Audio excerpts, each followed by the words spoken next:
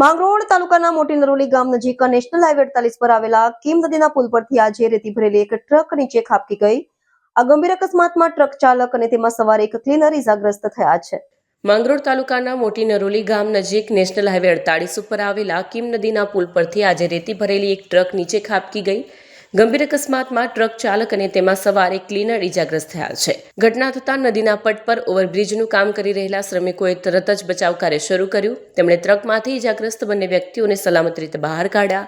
આ કામગીરીમાં ગામના સ્થાનિક લોકોએ પણ સામેલ થઈને મદદ કરી. ઘટનાની માહિતી મળતા જ 108 એમ્બ્યુલન્સ સેવા અને જિલ્લા ટ્રાફિક પોલીસની ટીમ ઘટનાસ્થળે પહોંચી. પોલીસે આખા સ્થળની તપાસ કરી અને બંને ઇજાગ્રસ્તોને પ્રથમ સારવાર માટે નજીકના હોસ્પિટલમાં ખસેડવામાં આવ્યા છે. તેમની हालत गंभीर कहवाई रही है। हम लोग यहाँ ब्रिज का काम कर रहे थे, ऊपर से गाड़ी गिरा और आवाज़ आया और हम लोग आए और वो दोनों को निकाले और एम्बुलेंस वालों को फ़ोन भी किए। 15-20 मिनट के बाद एम्बुलेंस आया और पुलिस, उसके बाद दोनों को एम्बुलेंस में भेजे। किसी को बहुत ज़्यादा घाव लगा है? हाँ, एक को लगा है ना, एक यहाँ से फट गया और दूसरे का यहाँ ब्रेन कैंसर।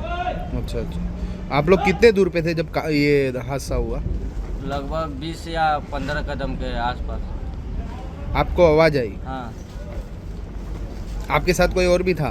हमारे साथ थे ना, उधर में साइड में काम कर रहे थे और ये भी थे और ये भी थे। अच्छा।